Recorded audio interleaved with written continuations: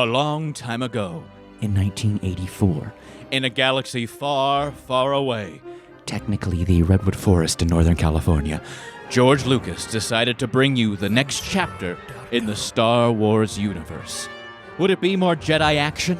Or maybe more amazing lightsaber duels showing the fine balance between the light side and the dark side?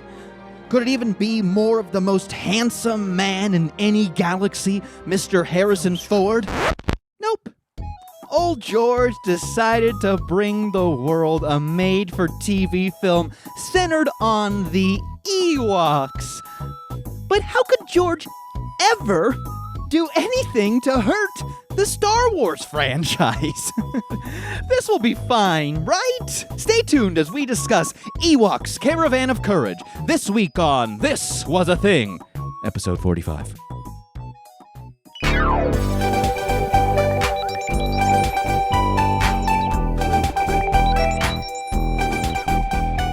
This was a thing. Whoa. This was a thing. Whoa.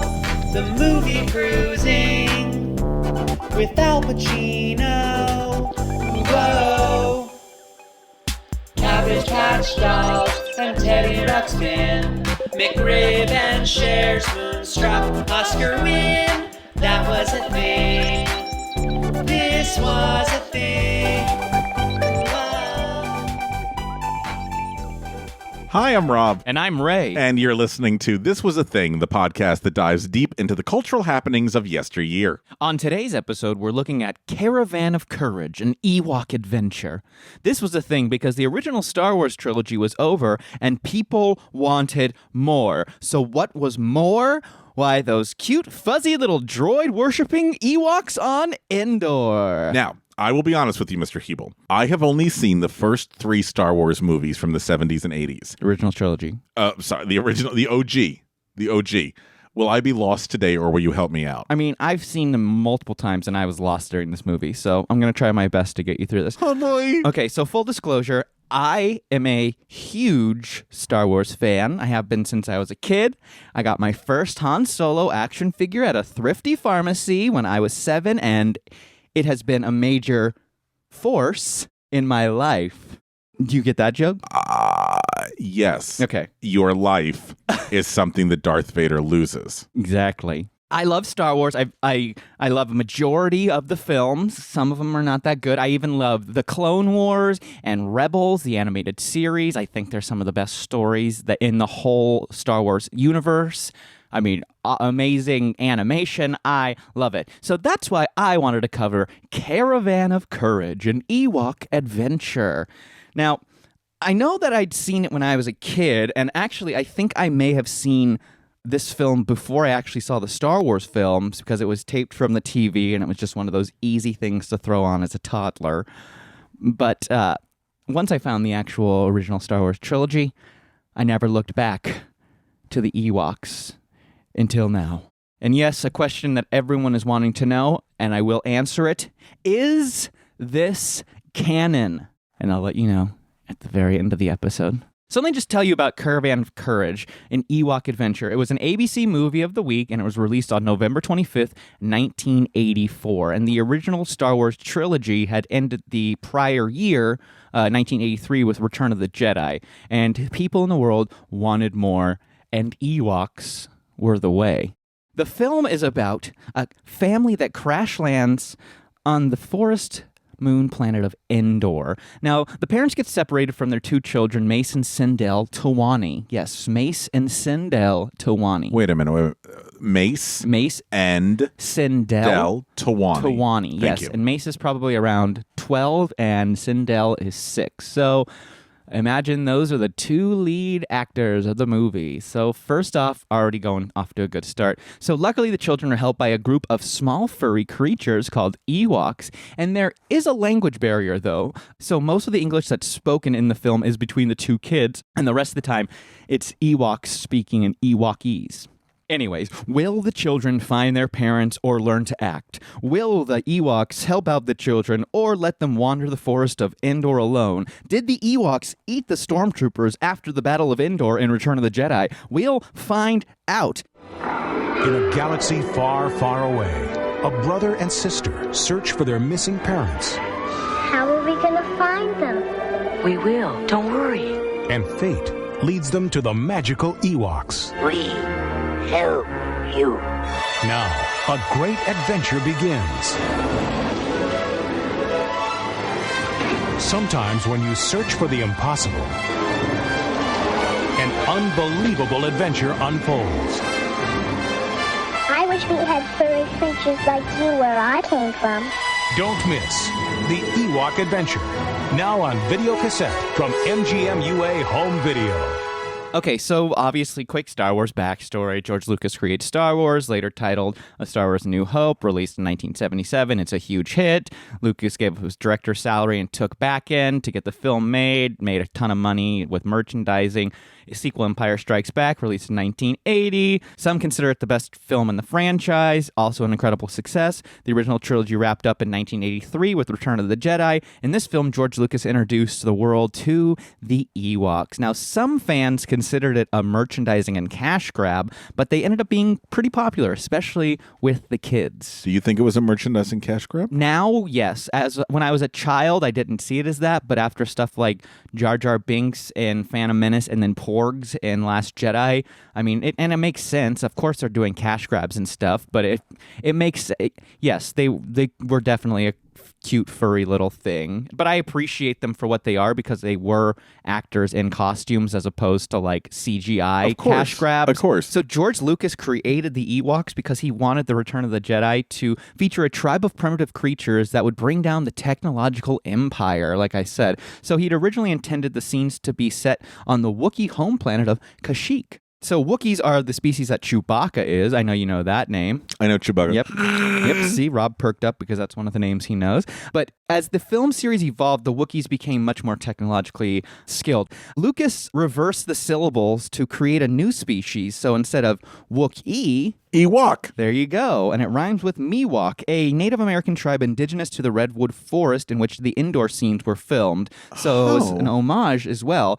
And he also based Ewok's defeat of the Galactic Empire on the actions of the Viet Cong guerrillas who fought against American soldiers during the Vietnam War. Political. Yes, exactly. Okay, so since the Wookiees were tall, Lucas wanted the new species to be short. Oh my God, very good. So using the image of a Brussels Griffin, a dog breed which Lucas owned, in the films they appear as stocky, sapient bipeds, and they stand about 1 meter tall, which is about 3 feet for anyone who needs a little conversion recipe. They have flat faces, and they're completely covered in fur, and they have large jewel-like eyes. And both their fur and eyes come in a variety of earth tones, primarily brown, white, gray, gold, and black. So for Revenge of the Jedi, there was an Ewokese language that was created for the film by sound designer Ben Burtt. And sound designer Ben Burtt is also one responsible for all the noises from the blasters to the X-Wing blast and everything.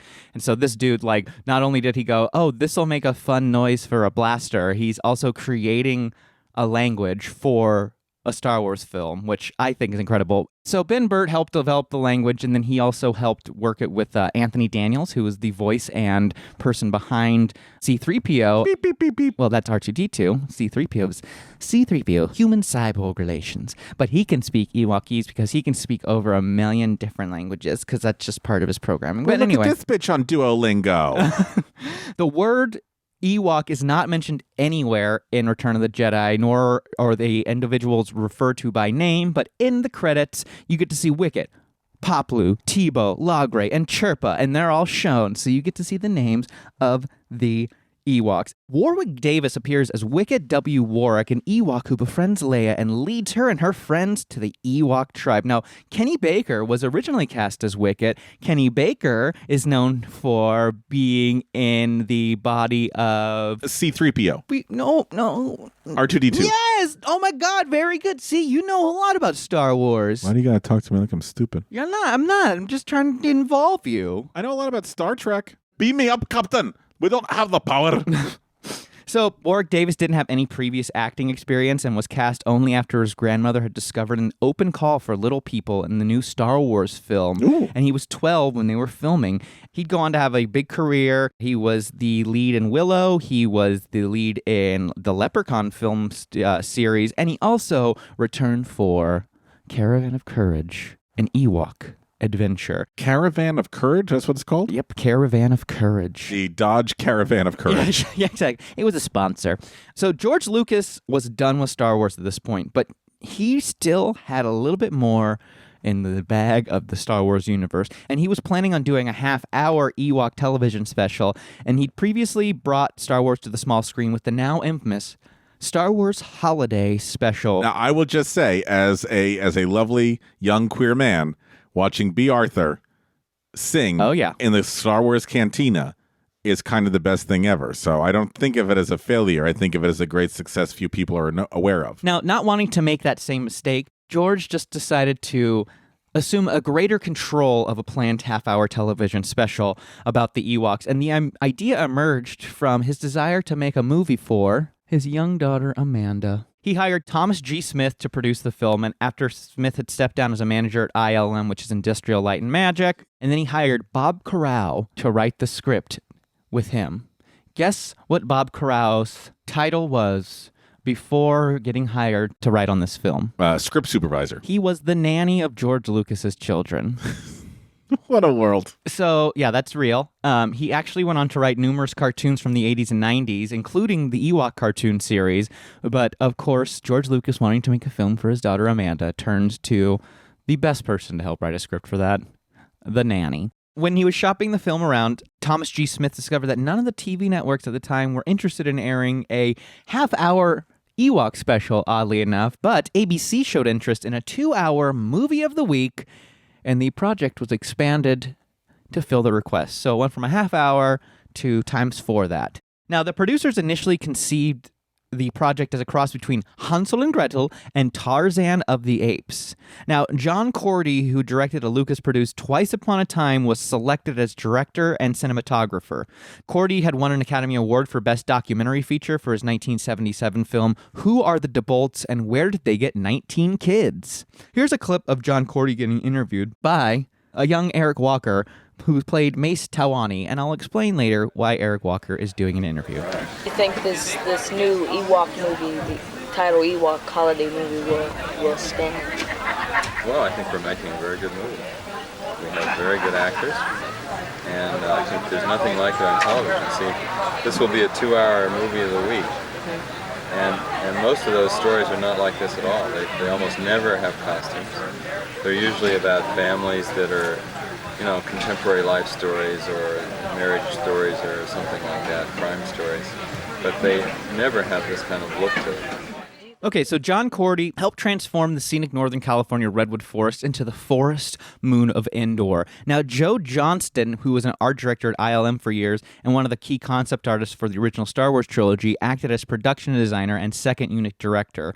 And prior to the movie's release, Johnston actually also wrote and illustrated a book about Ewoks called The Adventures of Tebow, A Tale of Magic and Suspense. Joe Johnston commented on the film's effects. The effects we did were pretty primitive. We did forced perspectives and glass paintings, back to basics, things that had been around since the 20s. George just told us to go out there and have some fun. So it definitely seems like this project almost was like George Lucas going, okay, look, we already have the costumes for the Ewoks. We have this great environment around us. So it's like, just go out there and make an ABC movie of the week and don't make it stupid. And I mean, I really think this is probably one of those projects that seasoned people learned a lot on, because they got to come up with new solutions on how to fix problems and stuff, especially after working on huge budget movies like Star Wars and stuff previously. This film and the sequel that was released the following year is actually some of the last that used intensive stop motion animation work. They also use a process called latent image matte painting, which is a technique that during live action photography, a section of the camera lens is blocked off and then remains unexposed. The film is then rewound, then the blocked area is reversed, so the painting craft to occupy the space that was photographed. Yeah. And it just is a cool old school movie technique where it's computer graphics have come so far, but it's still really cool to see when they didn't have computers, what they did to make it look so magical. The score of the film was composed by Peter Bernstein, but Parade of the Ewoks from John Williams' score to Return of the Jedi, which is now credited as Wicket's theme, appears briefly in the film, so we got a little bit of John Williams in this episode, I had to say it. Lucas later commented on the production, "I hadn't done any TV and it was a chance to use many people in the company who hadn't had much experience with live-action production and experiment a little. The economics of TV are vastly different than the economics of film." So Cordy and Smith held auditions for most of the roles in Los Angeles and Marin County, and the only roles which weren't auditioned for were those of Warwick Davis and other Ewok actors because they'd proven themselves on A Return of the Jedi. Two of the other Ewok actors would go on to have pretty successful careers. There's Tony Cox, who starred in Bad Santa with Billy Bob Thornton in 2003. Yes. And then Debbie Lee Carrington appeared in numerous things, but most notably, she played Kramer's friend Mickey's love interest in the Seinfeld episode The Stand-In, where they thought Mickey was wearing lifts. She's funny. Yeah. That's so cool. I didn't know they were in the movie. They're both brilliant. Mm-hmm. So the character of Mace Tawani was played by 12-year-old Eric Walker, like I said. He'd done some commercial and television acting before, but this was his first big movie. And what's really cool is so Warwick Davis was around the same age, and so George Lucas gave them a video camera and said, shoot behind the scenes and make a documentary. And then he put editing equipment in one of their hotel rooms, and so they were able to film and edit a behind-the-scenes documentary as like 12, 13-year-olds to help them stay busy on set. Wow. A cool move by George Lucas, in my opinion, in like 84 to be like... There's no special features. Yeah, exactly. And so like, and now Eric Walker's actually trying to get this little movie put onto like DVD releases of Ewoks currently, and stuff. currently? Yeah, this got put on YouTube in 2014 and it's been trying to get it put on like DVD releases and stuff. 4-year-old Aubrey Miller was cast as Sindel Tawani, and this was her first production. So she was 4 and not 6. Now for the narrator, now they went with a voice that most Americans were familiar with. Someone whose voice fit into the Star Wars universe in a way that nothing has ever fit into the Star Wars universe. A Mr. Burl Ives. Yes, the voice of the snowman from the Rudolph claymation from the 1960s. Now, the film was shot for 8 weeks between June and August 1984, with a shooting schedule structured around child labor laws, which I'm guessing at that time was kind of a new technique in Hollywood. So Warwick Davis and Eric Walker were going around with the camera that George Lucas gave them, and they called themselves W&W Productions for Warwick and Walker, which I thought was... It's a big old company here. Big old company.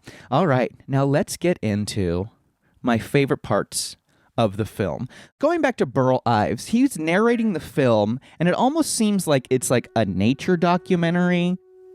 In an Ewok village on the moon of Endor, Deej tries to summon 2 of his sons who went into the woods and have not returned. He fears they may be lost.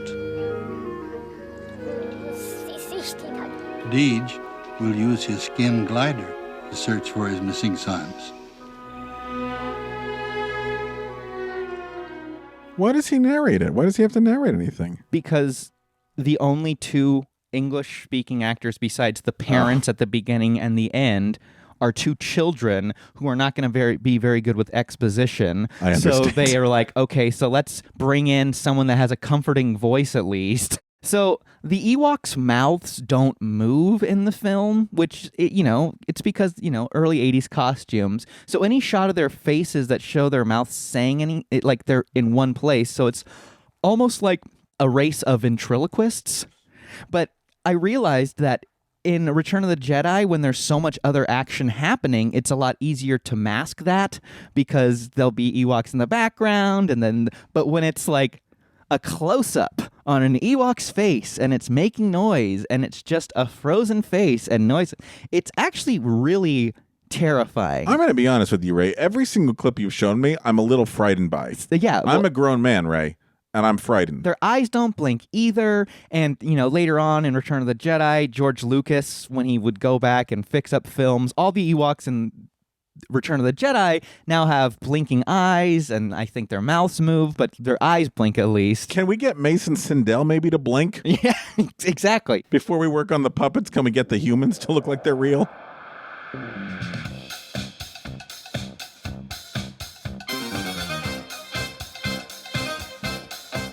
Hey friends, hope you're enjoying the show.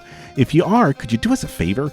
After you listen to today's episode, open up your podcast app and leave us a review. Please.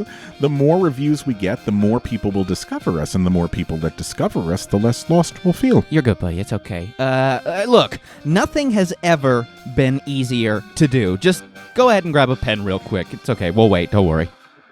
Okay, head on over to your podcast app, click those 3 dots in the lower right-hand corner, click Go to Show, scroll down till you see ratings and reviews, then leave us some stars and a comment or two so our parents know that it was worth all the tuition that they spent. And if you really love us, head on over to patreon.com and send us some money, and in return, you will get access to merch, special episodes, bonus content, pictures of me shirtless. Okay, that's patreon.com. Search This Was a Thing and help us out. But you know what? You've already helped us out today by listening to us, and we can't tell you how much we appreciate that. So thank you. Thank you. So as I'm guessing a cost-saving measure, they didn't make really any fake animals besides the Ewoks, where in Star Wars you'd see, okay, here's this random fake animal and stuff. So this indoor is populated by goats, llamas or alpacas, mini horses, rabbits, ferrets, chickens, owls, lizards. And in my recollection, the only real-life animal I can remember seeing in the original trilogy is like snakes in the planet of Dagobah, the swamp planet of Dagobah, where Luke goes to Yoda to train. And that's the only like real thing I can remember. I will say this, there is a cute, terrifying baby Ewok predating Baby Yoda by over 30 years. So that's cool. The worst line in the film is delivered by Mace, and this is it. I just wish I didn't ever do anything wrong. I just wish I was the best kid there ever was. Can I hear it again, please? I just wish I didn't ever do anything wrong. I just wish I was the best kid there ever was. I like when you do it. Well, yeah, I'm 13. I'm a year older than Eric. So I have a little bit more life experience than fucking Eric Walker. Take a walk while I run, Eric. Eric walks so you can run. Amen. There is a big, scary monster fight at the end with the Gorax. What is the Gorax? It's very obviously a man in a suit. And you can see the man's eyes in it. So the fact that you can see the man's eyes and there's some emotion in his eyes, but then it cuts to an Ewok with just a blank stare. There's just something to it that it's just so special and indicative of 1980s filmmaking. It's a little disconcerting. And I love it. There was a great article from Star Wars Online in 2014 celebrating the 30th anniversary of the film called Caravan of Courage, celebrating 30 years of an Ewok adventure. And it's an interview with Eric Walker, Aubrey Miller, and Warwick Davis. And it gave a lot of interesting behind the scenes and insight. So George Lucas came on board to direct 1 week of pickup shots. This is from one of the kids, I actually have the first day reshoot call sheet that lists him as director, for which I understood a production assistant got into trouble as it was taken off the second day's call sheet. So the actual comeback into directing by George Lucas was not episode 1, but on Caravan of Courage. Aha! Yep. The Ewok Adventure premiered on ABC November 25th, 1984 as ABC's Sunday night movie, as I said. Now, some radio stations broadcast a simultaneous audio track to create a stereo experience for viewers. Oh, wow, that's cool. And I thought that was pretty cool. I've never heard of a TV production broadcasting on radio at the same time. It received the second highest ratings of that year for an ABC movie. And, I mean, ABC movies were pretty big back then. I wonder what got number 1. I know. I couldn't find what it was. In his review for New York Times, John J. O'Connor noted the film's story as being almost aggressively simple, and that Mr. Lucas and crew do not come up with anything terribly astonishing. O'Connor recognized most of the interactions as following well-established cinema tropes, the notable ones being Sindel looking like one of those little blonde angels used at the top of a Christmas tree, and Wicked, a performance by then 14-year-old Warwick Davis, whom O'Connor called the cleverest in the lot. So the film did do well enough for a sequel. It was released next year called Ewoks: A Battle of Endor. I haven't watched it yet. I'm a little nervous, but maybe I'll cover it on season 5 or something.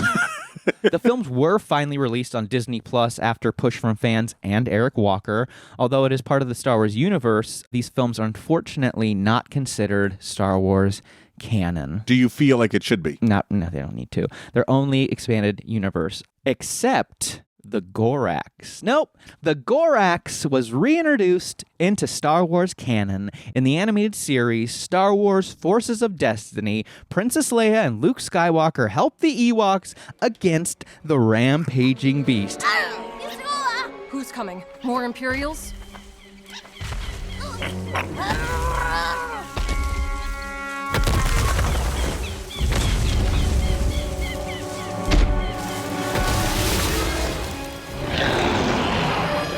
Guess that's what the traps were for. Pretty fucking scary, huh? I'm uncomfortable. We will discuss after the break if Caravan of Courage and Ewok Adventure should stay part of canon, or if it's better suited for the expanded universe. And could there ever be anything like this again in Star Wars? Well, we'll talk about it after the break.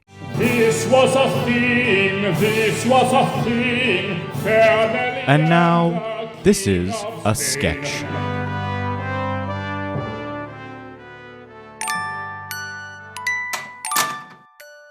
Okay, Mr. Lucas, she's finally put to bed. Oh, great. And you were able to feed her dinner? Yes, Mr. Lucas. And you remember to have her brush her teeth? Of course, Mr. Lucas. Were you able to get that load of laundry in? Yes, Mr. Lucas. I even threw in some towels. Oh, great. It's incredible how fluffy you get them. It's a trick I learned while taking care of my sick mother. It's called Tide. And the car, were you able to get that transmission whistle fixed? Oh, yes, sir, of course. I even did a little bit of work myself on the all-terrain vehicle. That thing has been on the fritz for months. Yes, sir.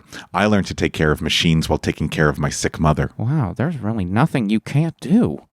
Now, would you be able to write a script? I'm developing a new Ewoks film, and I think you might be the right man for the job. Oh, really, Mr. Lucas? I love Ewoks. Chewbacca is my favorite. Well, he's a Wookiee, not an Ewok, but that won't be an issue. Have you ever written before? Yes, Mr. Lucas. I used to write many letters to the local newspaper in the voice of my sick mother asking for donations. Wow, you're pretty good. Want to be my agent, too? Only if you have a sick mother. Ewoks, Caravan of Courage, coming to ABC this fall. Thank you. This was a sketch. So this film and the sequel, Ewoks Battle of Endor, will always live on as an odd part of the Star Wars history that was actually produced by George Lucas. So the fact that this is something that George Lucas had a hand in and is officially Star Wars there's something to that. I don't think there could ever really be a full-length live-action film made again from minor non-English-speaking characters in the Star Wars universe. I feel like people's attention spans are much shorter than they were in '84, and I feel like they were probably pretty short back then, but they still got made. For the budget and time spent making the movie, it does feel like part of the Star Wars universe.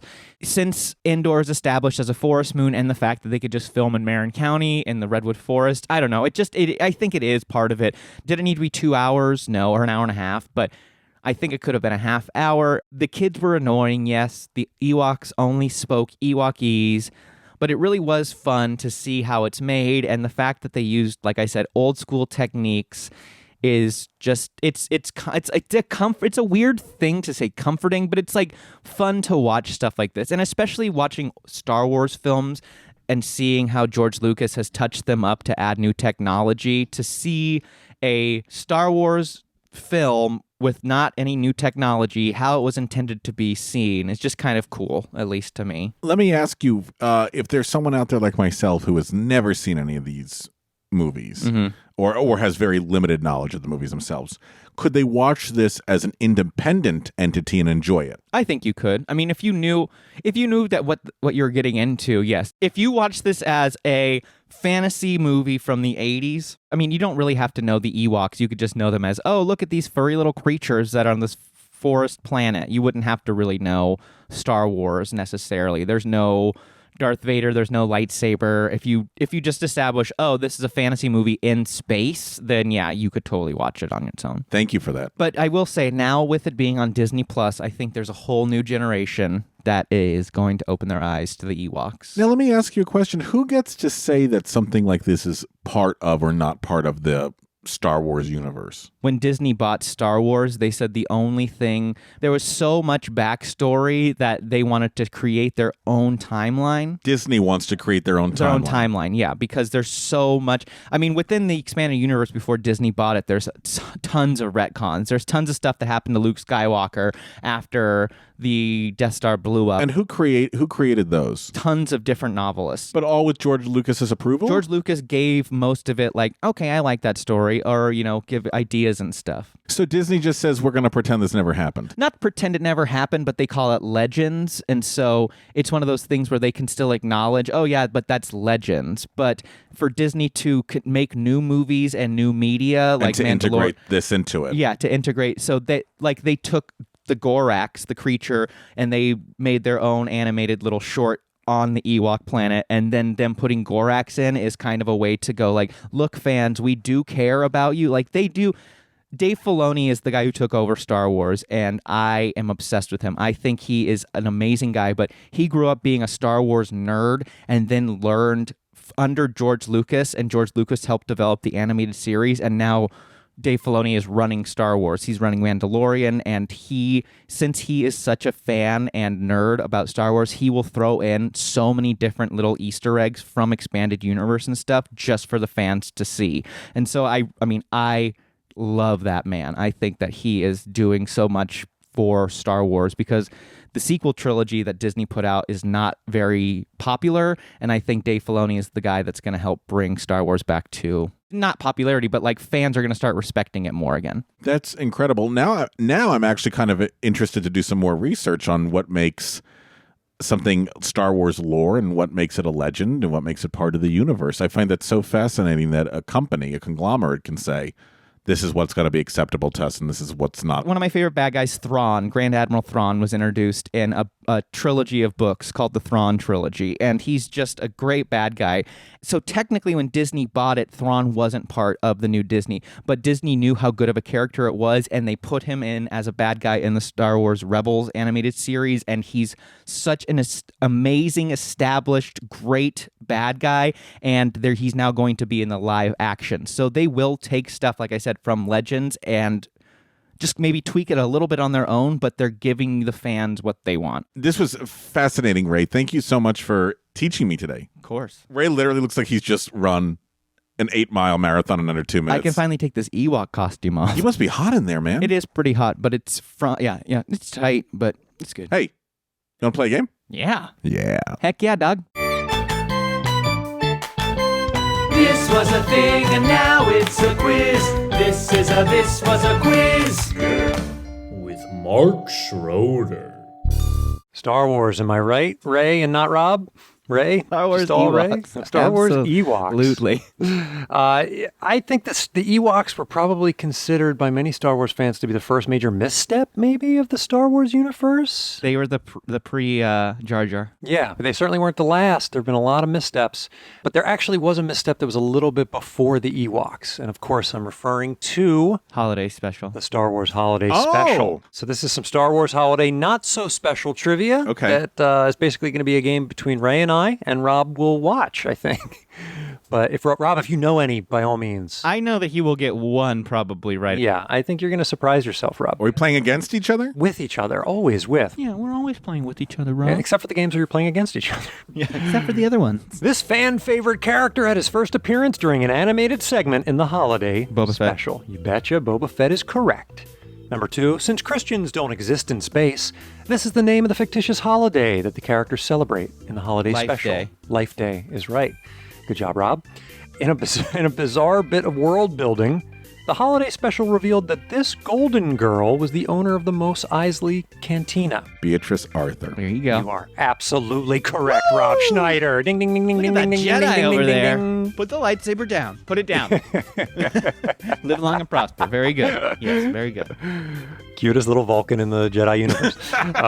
This galactically named 70s rock band appeared as the musical act in the special. Jefferson Starship. Rob with the 2. This legendary sketch comedian from the late 60s and early 70s plays 3 different characters in the Holiday Special. Harvey Korman. You betcha. Harvey Korman is right. This stand-up comedian plays a beleaguered bartender at the Mos Eisley Space Cantina. Richard Pryor. Richard Pryor is right. Really? Yeah, he does a little phone bit. I don't remember that. I think it's pretty early at the beginning, I think, of this special. He does a little thing.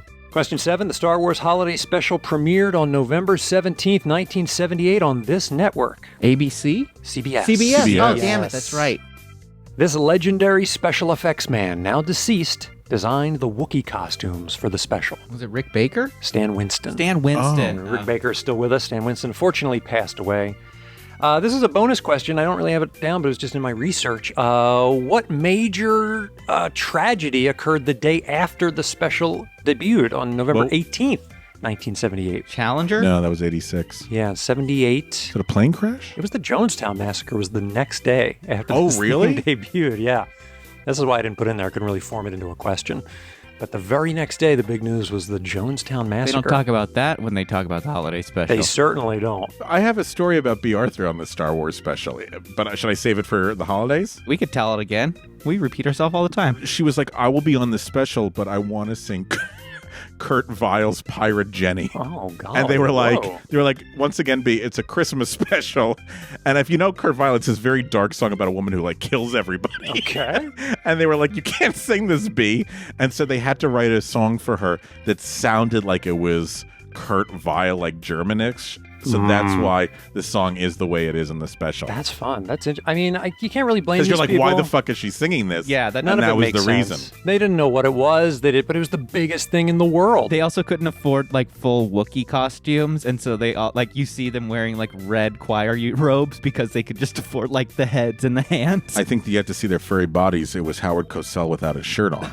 I think is how they filmed a lot of that. A long, long time ago. On the Millennium Falcon. Mark, thanks so much for sharing your Star Wars knowledge. Thanks for having me. Ray, thank you, because like I said, I'm not a huge Star Wars fan, so that you have taught me so much today. And still not a Star Wars fan. And still not a Star Wars fan. Learned a lot. And I know why I've been avoiding it now, so thank you for validating that. Go Force with you. Movie's overrated, it is. Great Frank Oz. Oh no, that was Katharine Hepburn.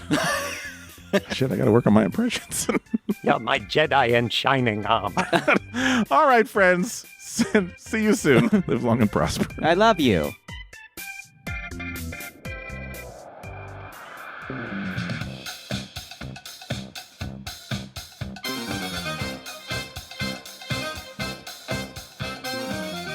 Thanks for listening to This Was a Thing, and a big thanks to the folks that keep this show running. Our editor, Daniel Cut Schwartzberg, our composer, Billy Better Than DC Reese, our social media director, Gabe #Crawford, our graphic designer, Natalie's Nothing's Too Graphic DeSavia, and finally, our games coordinator, Mark the Shark Schroeder. If you liked what we did today, make sure to head on over to iTunes to rate and review us. The more stars you leave us, the more love we feel. Hey, speaking of love, show us some social media love. Follow us on Instagram and Twitter at This Was a Thing Pod, and Facebook we are This Was a Thing Podcast. Reach out. We'd love to hear from you. And if you really liked what we did today, head on over to patreon.com and become one of our sponsors, and you'll get access to special episodes, interviews, and merch. That's Patreon. Search This Was a Thing and support us so we can keep doing this show.